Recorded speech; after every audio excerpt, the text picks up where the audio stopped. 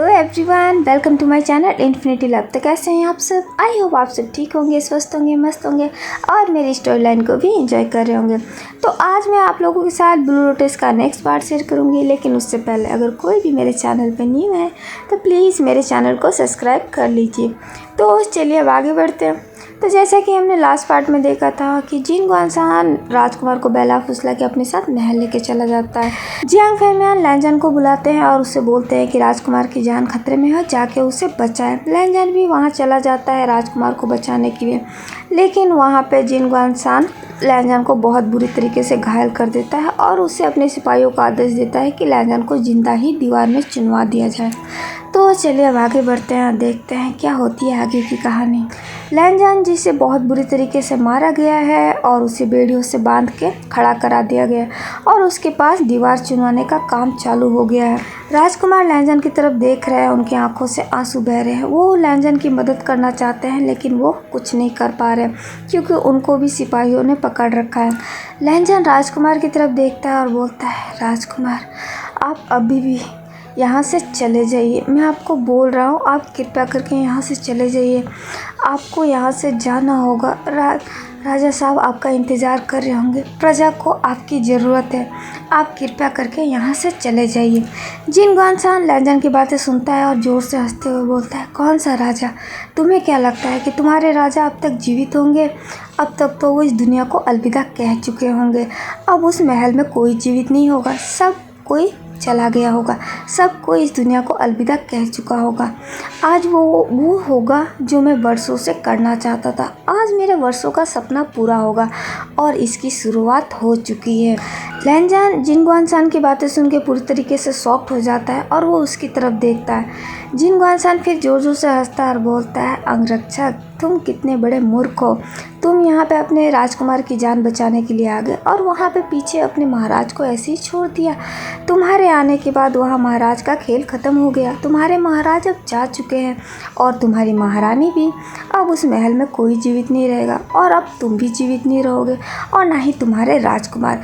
अब कोई भी जीवित नहीं रहेगा, अब सिर्फ मेरा राज होगा, अब सब राज्य पे सिर्फ मेरा राज होगा, उस महल पे मेरा राज होगा, इस पूरी दुनिया पे सिर्फ मेरा राज होगा। वो इतना बोलता है और पागलों की तरह हंसने लग जाता है। लैंजन जिसे समझ में नहीं आ रहा अब वो क्या करे। अब तो वो कुछ भी नहीं कर सकते और उन्हें पता है कि अब वो कुछ करने के काबिल भी नहीं बचे हैं क्योंकि वो बहुत बुरी तरीके से जख्मी हैं। उनको इतना मारा गया है, इतना जख्म दिया गया है कि अब वो चाह कर भी कुछ नहीं कर सकते और सामने राजकुमार की जान जो कि सामने दिख रही है खतरे में है। उनके ऊपर सिपाहियों ने तलवार लेके खड़े हैं। लैंजन फिर राजकुमार की तरफ देखते हैं और बोलते हैं, राजकुमार हो सके तो मुझे क्षमा कर दीजिएगा, मैं अपना कर्तव्य ठीक से नहीं निभा पाया, मैं आपकी रक्षा ठीक से नहीं कर पाया और ना ही महाराज की। मैं अपना कर्तव्य निभाने में असफल रहा, मैं आप दोनों की रक्षा ठीक से नहीं कर पाया।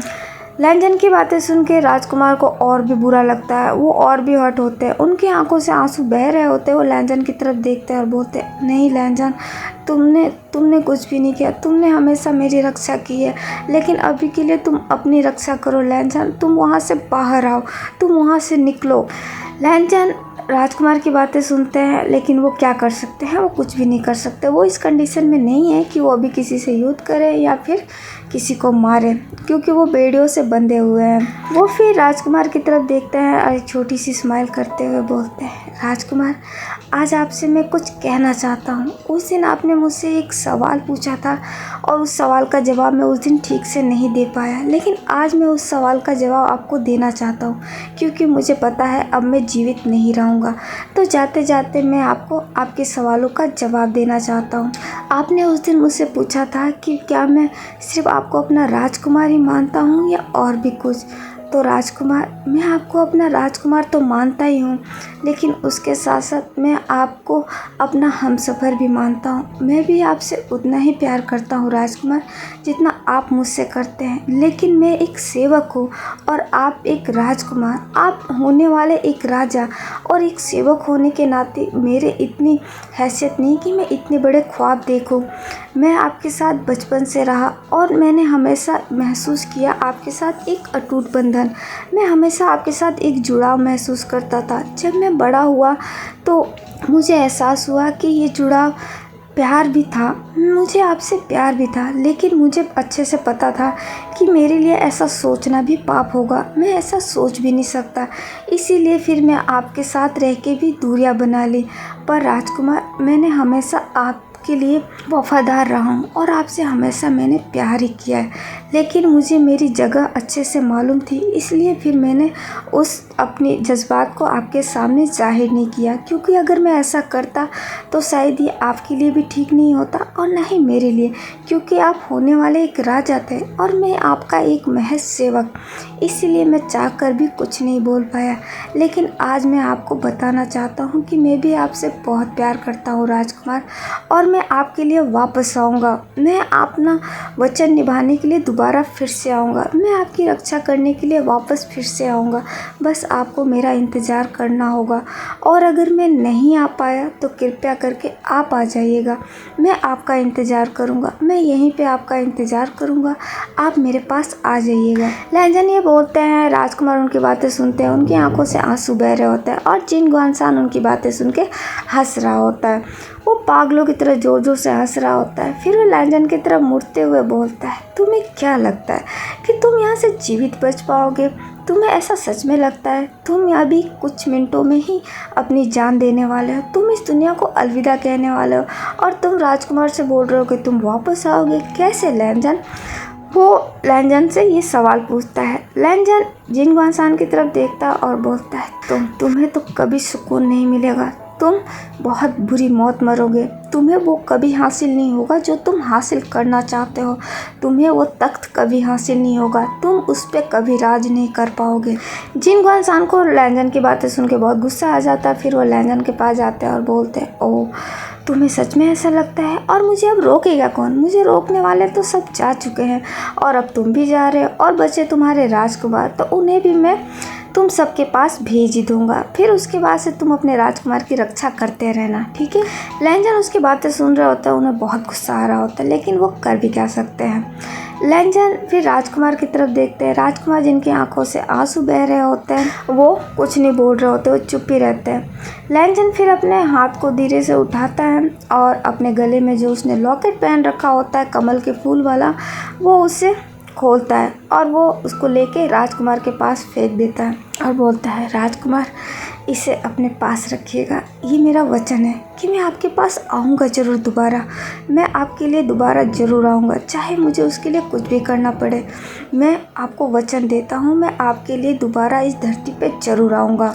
जिन गुआनसान लैंजन की तरफ देखता है, फिर राजकुमार की तरफ मुड़ जाता है और बोलता है, ओह राजकुमार, देखिए आपका अंगरक्षक क्या बोल रहा है। वो इस दुनिया में वापस आएगा, लेकिन वो भूल गया है कि अगर वो इस धरती पे दोबारा जन्म लेके आ भी जाए, फिर भी वो यहाँ से तो आज़ाद नहीं हो पाएगा। उसकी आवाज़ तो यहीं पे कैद रहेगी, वो इस चार दीवारों में कैद रहेगा। मुझे नहीं लगता कि वो इस धरती पे दोबारा आ सकता है, लेकिन अगर आ भी गया तो देखते हैं वो क्या कर लेगा, वो मेरा क्या बिगाड़ लेगा। राजकुमार जिन गुआनसान की तरफ देखते हैं, उसे बहुत गुस्सा आ रहा होता है। फिर वो लैंजन की तरफ देखते हैं। लैंजन जो कि अब एक छोटी सी स्माइल कर रहा होता है। उधर दीवार काफ़ी हद तक चुनवा दिया गया है। लैंजन का अब सिर्फ हल्का सा सर ही दिख रहा होता है और उसकी आंखें दिख रही होती है, और थोड़ी देर बाद वो भी दिखना बंद हो जाता है, क्योंकि पूरा ही दीवार में चुनवा दिया गया उसको। राजकुमार ये देखते हैं और ये बर्दाश्त नहीं कर पाते हैं। उनकी आंखों से तो आंसू निकल ही रहे, तो जोर से लैंजन का नाम लेके चिल्लाते हैं। वो जब इतना ज़ोर से चिल्लाते हैं, जिन गुआनसान ज़ोर ज़ोर से हंसने लगता है और बोलता है, ईक का तो कहानी ख़त्म हो गई।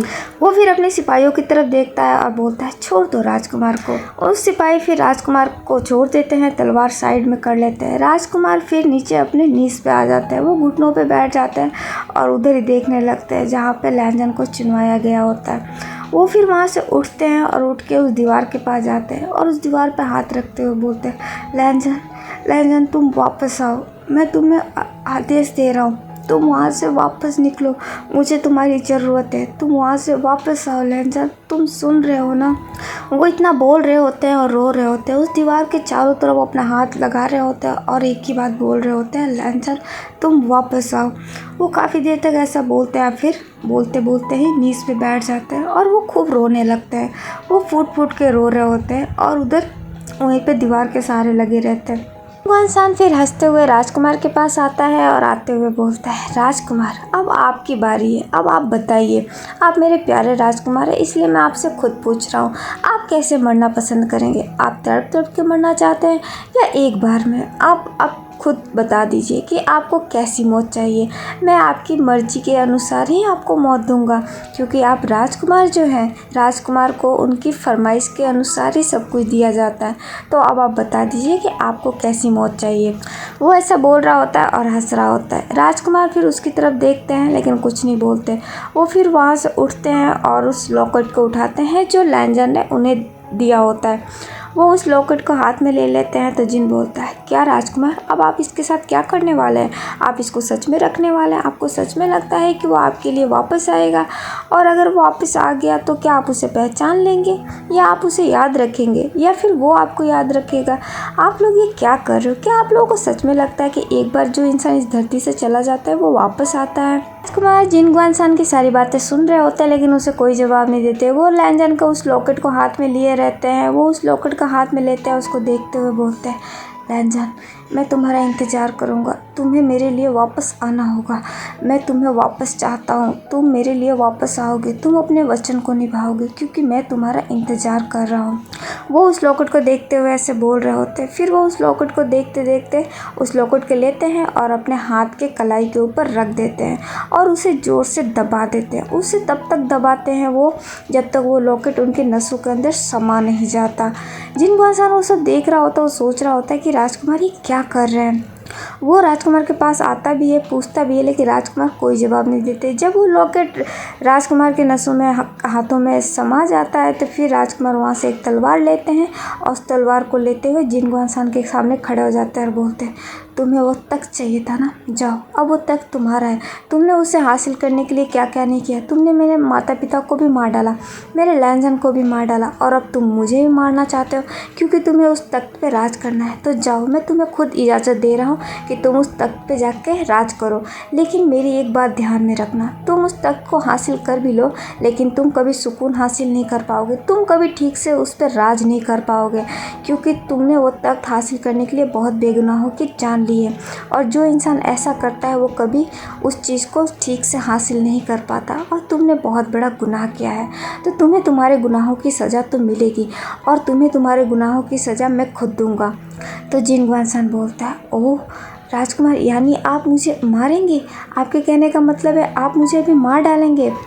तो राजकुमार बोलते हैं, नहीं, मैं तुम्हें अभी नहीं मारूंगा। मैं तुम्हें अभी मार के करूंगा भी क्या, क्योंकि अभी मैं खुद भी जीवित नहीं रहना चाहता। मैं जीवित रह के करूंगा क्या जब मेरे कोई अपना ही नहीं बचा। लेकिन मैं तुमसे वादा करता हूँ, तुम्हें मारने के लिए मैं भी वापस आऊँगा और तुम्हारी मौत तो मेरे हाथों ही होगी। तो जिन गुआनसान बोलता है, आप और आपका अंगरक्षक, आप दोनों ये क्या बातें कर रहे हो? आप लोगों को सच में लगता है कि जो इंसान इस धरती से चला जाता है वो वापस आता है? आप लोग सच में इस चीज़ों में विश्वास करते हो? राजकुमार बोलते हैं, जिनका प्यार सच्चा होता है, जिनका प्यार अमर होता है, वो अपने प्यार को पूरा करने के लिए दोबारा इस धरती पे ज़रूर आते हैं और मुझे पूरा उम्मीद है कि मेरा लैंजन भी ज़रूर आएगा। वो मेरे खातिर इस धरती पे वापस आएगा और मैं भी उसके लिए वापस यहाँ पे आऊँगा। और अगर मैं इस धरती पे वापस आया और तुम मुझे मिल गए तो मैं तुमसे अपना बदला लेके रहूँगा। तुम्हें तो मैं अपने इन्हीं हाथों से मारूँगा। आज मैं तुम्हें ये वचन दे रहा हूँ कि तुम्हारी मृत्यु मेरे हाथों ही होगी। तो जिन गुआनसान बोलता है, ठीक है राजकुमार, मैं इंतज़ार करूँगा। मैं भी देखना चाहता हूँ कि आप इस धरती पे दोबारा कैसे आते हैं और अगर आप आ भी गए तो आप मुझे याद रख के कैसे मारते हैं। मैं उस दिन का इंतज़ार करूँगा राजकुमार, मैं आपका इंतज़ार करूँगा। लेकिन अभी के लिए आप क्या करने वाले हैं राजकुमार, ज़रा मुझे ये भी बता दीजिए। राजकुमार उसकी तरफ देखते हैं लेकिन उससे कोई जवाब नहीं देते। राजकुमार ने जो तलवार ली होती है फिर वो उस तलवार को अपनी गर्दन के पास ले जाते हैं और खुद ही अपने हाथों से अपनी गर्दन पे वार कर लेते हैं। जिन गुआनसान ये देख के पूरा शॉक्ड हो जाता है। उसे तो उम्मीद नहीं थी कि राजकुमार ऐसा कुछ करेंगे। राजकुमार के जब गर्दन पे वार होता है तो फिर वो नीचे गिर जाते हैं। वो ज़मीन पे नीचे गिरते हैं, फिर उस दीवार की तरफ देखते हैं जहाँ पे लैंजन को दफनाया होता है।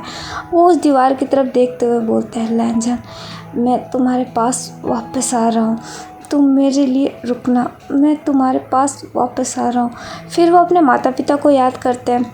उन्हें जियांग फैमैन और मैडम यू भी नज़र आ रहे होते हैं। फिर उनको याद करके वो एक छोटी सी स्माइल करते हैं और बोलते हैं, पिताश्री, माताश्री, मैं आपको अंतिम बार देख भी नहीं पाया, मुझे क्षमा कर दीजिएगा। मैं एक अच्छा राजकुमार नहीं बन पाया, लेकिन अब मैं आप लोगों के पास ही आ रहा हूँ। मुझे भी इस धरती पे नहीं रहना जहाँ पे आप लोग मेरे साथ ना हो।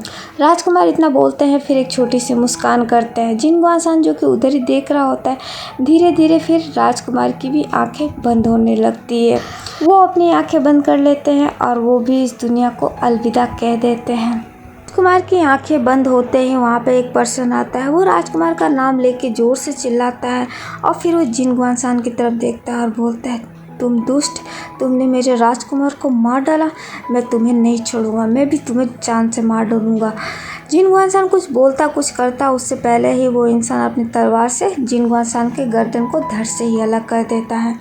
अब ये इंसान कौन है हमें नहीं पता, क्योंकि राजकुमार ने इसका चेहरा याद नहीं किया, तो हमें भी याद नहीं आ सकता। ये तो तभी याद आएगा जब राजकुमार को याद आएगा। तो चलिए अब हम प्रेजेंट में चलते हैं। विंग जो वहाँ पे खड़ा ये सब कुछ देख रहा होता है, उसे सब कुछ याद आ गया है। अब ये याद करके विंग खूब रोने लग जाता है। उसकी आंखों से बहुत आंसू फूट रहे होते हैं। फिर वो अपने नीज पे बैठ जाता है और लैंजन का नाम लेके ज़ोर ज़ोर से रोने लगता है। थोड़ी देर बाद फिर वो उस दीवार पर हाथ रखता है और बोलता है, लैंजन देखो मैं आ गया, मैं तुम्हारे खातिर वापस आ गया, मुझे सब कुछ याद आ गया। लैंजन थैंक यू जो तुमने मुझे याद दिलाया और तुमने मेरा इंतज़ार किया। तुम वापस आ गए लैंजन, तुमने मुझे वापस बुला लिया, मुझे अब सब कुछ याद आ गया लैंजन। अब मैं तुम्हारे पास वापस आ गया, अब हमें कोई अलग नहीं कर पाएगा, अब मैं हमेशा तुम्हारे साथ रहूँगा। मैंने जो गलतियाँ पहले की, अब वो गलतियाँ मैं कभी नहीं दोहराऊँगा, मैं हमेशा तुम्हारे साथ रहूँगा और अब तुम्हें मैं खुद से दूर नहीं जाने दूँगा। अब तुम सिर्फ मेरे रहोगे, तुम सिर्फ मेरे पास रहोगे, मैं तुम्हें अब कहीं जाने नहीं दूँगा। विंग जो कि अभी पूरे पागल हो गया है, वो पूरे पागलों जैसे व्यवहार कर रहा है। वो फिर अपने आंसू को पोंछता है जब उसे वांग जी का चेहरा नज़र आता है। वो उसे वांग जी को याद आता है तो बोलता है, लैंजन यानी तुम पहले से इस दुनिया में आ चुके हो, तुम मेरा इंतज़ार कर रहे थे, लेकिन लैंजन तुमने मुझे बोला क्यों नहीं कि तुम आ गए हो, तुमने मुझे कुछ याद क्यों नहीं दिलाया, तुम मेरे सामने थे, मैं तुम्हें याद नहीं कर पा रहा था, लेकिन तुम्हें तो मुझे याद दिलाना चाहिए था, तुम मेरे इतने करीब थे, लेकिन फिर भी तुमने मुझे कुछ बोला नहीं, तुम बोल क्यों नहीं रहे थे लैंजन। विंग अपने आप में ही बात कर रहा होता है। फिर वो उठता है और बोलता है, लैंजन मैं तुम्हारे पास आ रहा हूँ, मुझे सब कुछ याद आ गया, अब मैं तुम्हें कहीं जाने नहीं दूंगा, तुम मेरे साथ रहोगे और मैं तुम्हारे साथ रहूँगा, अब हम दोनों को कोई जुदा नहीं कर पाएगा। विंग ये बोलता है, फिर अपने आंसुओं को साफ करता है, फिर खुश होकर ही उस खंडर से बाहर निकल जाता है। वो उस खंडर से बाहर निकल के फिर वांग जी के पास दौड़ता है। वो उस कार के पास जाता है और कार खोल के देखता है तो वांग जी तो वहाँ पर बेहोश है। वो वांग जी को उठाने की कोशिश करता है, लेकिन वांग जी उठ नहीं रहे होते हैं। तो फिर वो ड्राइवर से पूछता है, तो ड्राइवर बोलता है, पता नहीं सर आपके जाते ही एक नाम लेके फिर बेहोश हो गए। विंग उससे पूछता है तो बोलता है उसने नहीं सुना कि वांग जी ने क्या बोला। तो चलिए यहाँ से हम छोटा सा एक फ्लैशबैक हम वांग जी का देख लेते हैं। विंग जब उस कार से नीचे उतरा था, जब उस खंडर के सामने खड़ा था और वांग जी ने जब उस खंडर को देखा था तो उन्हें भी कुछ अजीब सा महसूस होने लगा था, उन्हें भी बहुत बेचैनी महसूस होने लगी थी। विंग जब उस खंडर के अंदर एंटर हो गया था और जब वो उस दीवार के पास पहुंचा था और जब विंग ने उस दीवार पे अपना हाथ रखा था तो इधर वांग जी के मुंह से एक शब्द निकला था, राजकुमार। वो इतना बोलते ही वो बेहोश हो गए थे। विंग जो कि अभी वांग जी को देख रहा होता है, वो भी खुश भी है, लेकिन अभी वो वांग जी को ऐसे बेहोश देख के थोड़ा परेशान भी हो रहा होता है। फिर वो अपने दोनों हाथों को लेता है और वांग जी के फेस पे रखते हुए बोलता है, लहंजन उठो, देखो मैं तुम्हारे सामने हूँ, देखो मैं तुम्हारे लिए वापस आया हूँ। लहंजन उठो ना, तुम मेरी तरफ देखो, देखो तुम्हारे राजकुमार तुम्हारे सामने हैं, उठो ना लहंजन। वो ऐसा बोल रहा होता है और वांग जी को उठा रहा होता है, लेकिन वांग जी अभी उठ नहीं रहे होते हैं, वो अपनी आंखें नहीं खोल रहे। विंग फिर उस पानी को बोतल को लेता है और उसमें से कुछ पानी के छींटे वांग जी पे मारता है, लेकिन वांग जी फिर भी नहीं उठते। तो विंग फिर उस ड्राइवर की तरफ देखता है और बोलता है, गाड़ी स्टार्ट करो। वो ड्राइवर भी फिर हाँ में सर हिला देता है और फिर वो कार स्टार्ट कर देता है।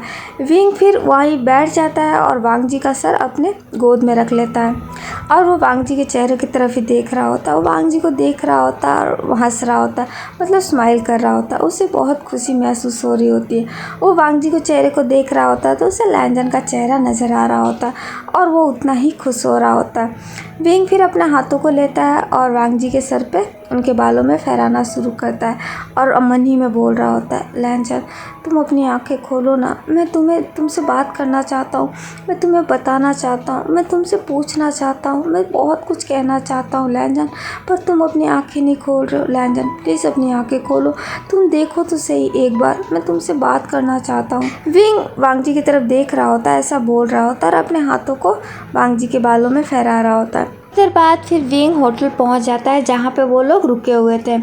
विंग वहां पे वांग जी को लेके जाता है, फिर एक डॉक्टर को कॉल कर देता है। डॉक्टर भी वहां आता है और वांग जी को चेक करता है, तो डॉक्टर को भी समझ में नहीं आ रहा होता है कि वांग जी को हुआ क्या है। विंग जो कि वहीं पे खड़ा डॉक्टर की तरफ देख रहा होता है, तो फिर डॉक्टर बोलता है, मुझे लगता है कि इन्हें बहुत ज़्यादा थकान थी और थकान की वजह से ये बेहोश हो गए। मैंने वैसे इन्हें इंजेक्शन दे दिया है, ये 2-3 घंटे तक सोते रहेंगे, उसके बाद से ये होश में आ जाएंगे, घबराने की कोई ज़रूरत नहीं, सब कुछ ठीक है। विंग भी फिर हमें सर हिला देता है और उस डॉक्टर को थैंक यू बोल देता है। वो डॉक्टर फिर वहाँ से चला जाता है। उस डॉक्टर के जाने के बाद विंग फिर वांग जी के पास जाता है और वांग जी के फेस की तरफ देखते हुए बोलता है, लैंजन तुम्हें क्या हो गया है, तुम उठ क्यों नहीं रहे, तुम ऐसे बेहोश कैसे हो गए, तुम बिल्कुल ठीक थे, फिर अचानक तुम्हें ये क्या हुआ, तुम उठो तो सही, मुझे तुमसे बहुत सारी बातें करनी है, तुमसे बहुत कुछ पूछना है, बहुत कुछ जानना है, तुम्हारी आवाज़ सुननी है, कितने साल हो गए मैंने तुम्हारी आवाज़ नहीं सुनी, मैं तुम्हारी आवाज़ सुनना चाहता हूँ। लैंजन तुम उठो प्लीज़, तुम जल्दी उठ जाओ, मैं तुम्हारा इंतज़ार कर रहा हूँ, अब मुझसे और इंतज़ार नहीं हो रहा है। विंग ये सब वांग जी को देखते हुए बोल रहा होता है। वो काफ़ी देर तक फिर वहीं पे बैठा रहता है, फिर वो उठता है क्योंकि वो बहुत ज़्यादा टायर्ड हो गया है। फिर वो जाके वॉशरूम में फ्रेश होके आता है और फ्रेश होके आने के बाद वापस वांग जी के पास ही टेबल पे एक बैठ जाता है। वो वहाँ बैठ के वांग जी का हाथ पकड़ लेता है और वांग जी की फेस की तरफ ही देखने लगता है। वो वांग जी के फेस की तरफ देख रहा होता है, मुस्कुरा रहा होता है। वो बहुत बेसब्री से वेट कर रहा है कि वांग जी उठे, उससे बात करे, वो कुछ बोले। विंग अभी बहुत इम्पेशेंस है, लेकिन वांग जी जो कि उठ नहीं रहा है। विंग फिर ऐसे ही वांग जी का हाथ पकड़े वहाँ बैठा रहता है, देखता रहता है। थोड़ी देर बाद उसे भी नींद आ जाती है क्योंकि वो भी बहुत ज़्यादा थका हुआ रहता है। विंग वहाँ पे सो जाता है। बाद में 2-3 घंटे बाद वांग जी को होश आ जाता है। अब जो कि आधी रात हो चुकी है। वांग जी अपनी आंखें खोलते हैं और विंग को देखते हैं। विंग जो कि वहीं पे पास में बैठा वांग जी का हाथ पकड़े सो रहा होता है। वांग जी उसकी तरफ देखते हैं, फिर धीरे से अपने हाथ को छुड़ाते हैं और उठ के बैठ जाते हैं। विंग जो कि बेड पे वहाँ पे अब गिर जाता है। वांग जी फिर बेड से उठते हैं और उठ के विंग को उस बेड पे सुला देते हैं और उसे एक कंबल उड़ा देते हैं और फिर वो उस रूम से ही बाहर चले जाते हैं। ऐसे में फिर सुबह हो जाती है। सुबह विंग की आँख खुलती है तो वो खुद को बेड पे पाता है। फिर वो सोचता है कि वो तो बेड पे नहीं था, वो तो वहाँ टेबल पे बैठा था। फिर वो वांग जी को ढूंढता है, चारों तरफ रूम में देखता है, लेकिन वांग जी उसे नज़र नहीं आते। विंग फिर उठ के वॉशरूम में जाकर चेक करता है, लेकिन वांग जी वहाँ भी नहीं होते। विंग फिर परेशान हो जाता है कि वांग जी सुबह सुबह कहाँ चले गए। वो उससे बात भी नहीं किए और ना ही उसे जगाया। विंग जो कि बहुत ही ज़्यादा इम्पेशेंस है, वो एक बार वांग जी की आवाज़ सुनना चाहता है, उनसे बहुत सी बात करना चाहता है, लेकिन वांग जी जो कि अभी तक उसको मिल भी नहीं रहे। विंग फिर बाहर जाता है, पता करता है तो उसे पता चलता है कि वांग जी तो सुबह ही साइड पे चले गए। विंग ये सुन के थोड़ा अपसेट हो जाता है और बोलता है, क्या लैंजन तुम मुझे मेरे लिए रुक नहीं सकते थे, तुम मुझे उठा नहीं सकते थे, तुम मुझे अपने साथ लेके नहीं गए, तुम अकेले ही चले गए, तुम ऐसा क्यों कर रहे हो? क्या तुम मुझे याद नहीं कर रहे हो? क्या तुम मुझे भूल चुके हो? अगर ऐसा है तो ये बहुत गलत बात है लैंजन, तुम्हें मुझे याद रखना होगा, तुम मुझे नहीं भूल सकते, और अगर तुम मुझे भूल चुके हो तो तुम्हें इसकी बहुत बड़ी सज़ा मिलेगी। तुम मुझे जानते नहीं हो, मैं तुम्हें इस बार माफ़ नहीं करूँगा, मैं तुम्हें इस बार कहीं जाने नहीं दूँगा। अब तुम सिर्फ मेरे हो, तुम समझ गए? मैं आ रहा हूँ तुम्हारे पास, तुम बस मेरा वेट करो। विंग ऐसा बोलता है, फिर फटाफट जाके खुद भी रेडी होने लगता है। वो फिर रेडी हो जाता है, फिर खुद भी उस साइड के लिए निकल जाता है जहाँ पे वांग जी गए हैं। थोड़ी देर बाद विंग वहाँ पे पहुँच भी जाता है। वो वहाँ जाके फिर वांग जी को ढूंढने लगता है, तो उसे पता चलता है वांग जी एक जगह पे बैठे हुए हैं। विंग फिर वहाँ जाता है। जब वो वांग जी को देखता है, वांग जी जो कि वहाँ पे एक चेयर पे बैठे होते हैं। विंग वांग जी को देख के खुश हो जाता है, एक स्माइल करते हुए। फिर वो वांग जी के पास दौड़ के जाता है। वो वांग जी के पास जाके खड़ा होता है। वांग जी भी उसको देख के खड़े हो जाते हैं। विंग जो कि वांग जी की फेस की तरफ देख रहा होता है, वो फिर कुछ नहीं बोलता। वो फटाफट जाके वांग जी को हक कर लेता है और बोलता है, लैंजन तुम ऐसे क्यों चले आए? तुमने मुझे बुलाया क्यों नहीं? तुमने मुझे जगाया क्यों नहीं? तुम मेरे बिना अकेले क्यों चले आए? तुम्हें मुझे बोलना चाहिए था ना। तुम ऐसे अकेले तुम ऐसा क्यों करते हो लैंजन? तुम्हें ऐसा नहीं करना चाहिए था। विंग जो कि नॉन स्टॉप वांग जी को हक किए हुए बोल रहा होता है। वांग जी जो कि खुद भी शॉक्ड है कि ये अचानक क्या हुआ, विंग ये क्या कर रहा है। वांग जी फिर थोड़े शॉक से बाहर आते हैं और विंग को हग ब्रेक कराते हैं और उसे सामने खड़ा करते हुए बोलते हैं, तुम ये क्या कर रहे हो। विंग जिसने वांग जी की पहली बार आवाज़ सुनी है, वो इतनी बार मिल चुका है लेकिन वांग जी की उसने आवाज़ नहीं सुनी थी। वो वांग जी की आवाज़ सुन के फिर एक बड़ी सी स्माइल करता है और बोलता है, लैंजन तुमने बात की, तुम एक बार और बोलो। वांग जी जो कि पूरी तरीके से शॉक्ड है, वो विंग की तरफ ही देख रहे होते फिर बोलता है, कौन लैंजन, तुम किसकी बात कर रहे हो। मैं तुम्हें लैंजन नज़र आ रहा हूँ, मेरा नाम वांग जी है, क्या तुम्हें मेरा नाम भी नहीं पता। विंग ये सुन के थोड़ा शॉक्ड हो जाता है, फिर उसके चेहरे की हंसी गायब हो जाती है। वो वांग जी की तरफ देखता है और बोलता है, लैंजन क्या तुम मुझे याद नहीं कर पा रहे हो, क्या तुम मुझे पहचान नहीं पा रहे हो। तो वांग जी बोलता है, मैं तुम्हें पहचानता हूँ अच्छे से, तुम विंग हो, तुम जियांग विंग हो। विंग ये सुन के शॉक्ड हो जाता है, उसे तो विश्वास नहीं हो रहा है कि वांग जी ये क्या कह रहे हैं। तो विंग बोलता है, लैंजन क्या तुम मुझे याद नहीं कर पा रहे हो, मैं विंग नहीं हूँ।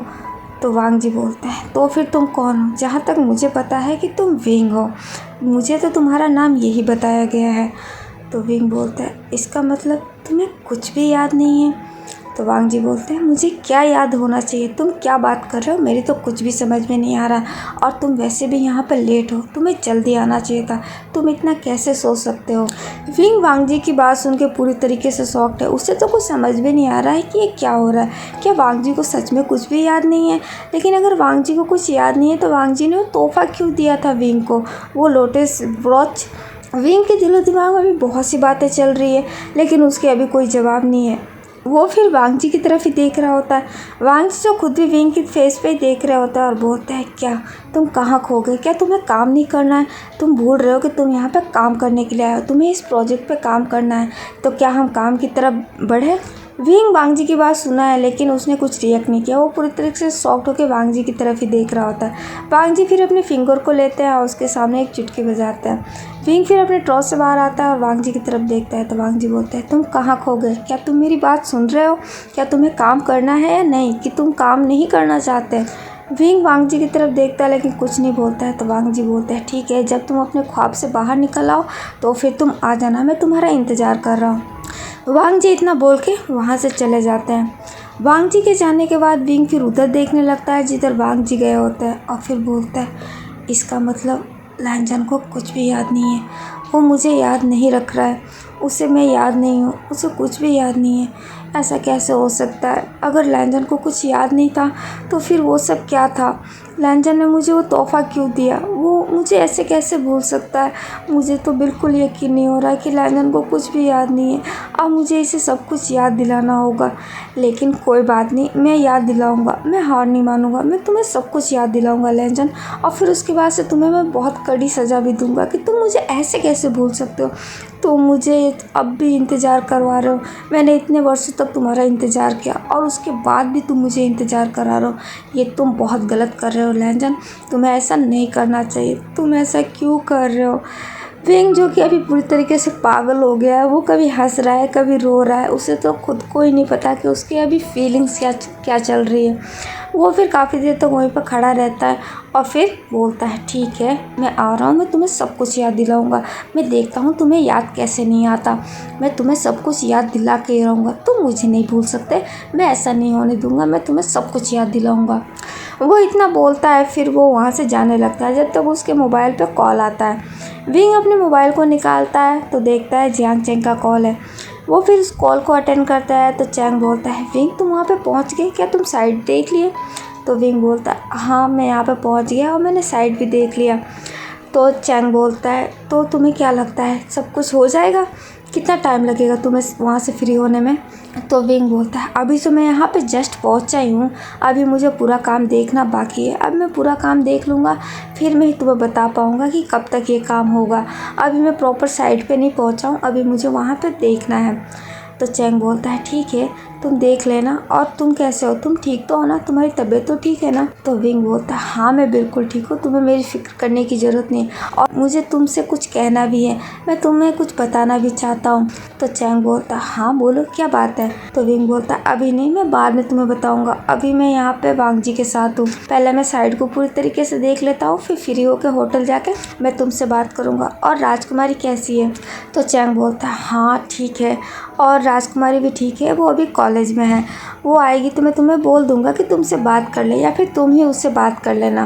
विंग फिर ओके बोल देता है। तो चैंग बोलता है ठीक है, अपना ख्याल रखना और मुझे बाद में बात करना। विंग भी फिर हाँ बोल देता है और फ़ोन रख देता है। फ़ोन रखने के बाद फिर वो वांग जी के पास चला जाता है। ओके गाइस, आज के लिए बस इतना ही। आगे की स्टोरी हम नेक्स्ट पार्ट में जानेंगे। मुझे तो ऐसा लग रहा है कि हमारे वांग जी को तो कुछ भी याद नहीं है, विंग को ही याद है। वांग जी सब कुछ भूल गए हैं, पर कोई बात नहीं, हमारा विंग है ना, वो सब कुछ याद दिला देगा। तो अब वो अपने वांग जी को तो भूलने नहीं देगा खुद को, वो वांग जी को सब कुछ याद दिला ही देगा। तो चलिए, ये देखना वाकई में मज़ेदार होगा। वैसे आज के एपिसोड में थोड़ी सी कुछ गलतियाँ हुई होगी तो प्लीज़ उसके लिए मुझे माफ़ कर दीजिएगा, क्योंकि आज का एपिसोड बहुत ही ज़्यादा टफ था मेरे लिए एक्सप्लेन करना। वाकई में मुझे आज थोड़ा सा डर लगा था एक्सप्लेन करने में। मुझे लग रहा है कि कुछ गलतियाँ हुई होगी, पर प्लीज़ आप लोग समझ जाइएगा और मुझे माफ़ कर दीजिएगा। आगे से मैं ध्यान रखूँगी और कोई गलती नहीं करूँगी। आगे की स्टोरी अब थोड़ी सी डिफरेंट होगी, क्योंकि वांग जी को याद नहीं है, विंग को याद दिलाना है। अब देखते हैं क्या होता है आगे। आज का वीडियो आपको जैसा भी लगा हो आप मुझे कमेंट करके बताइएगा। और अगर आपको आज का ये वीडियो पसंद आया है तो प्लीज़ मेरे वीडियो को लाइक कमेंट शेयर और मेरे चैनल को सब्सक्राइब करना बिल्कुल मत भूलिएगा। तो मिलते हैं ब्लू लोटस के नेक्स्ट पार्ट में। जब तक आप अपना ख्याल रखिएगा। Bye bye, take care.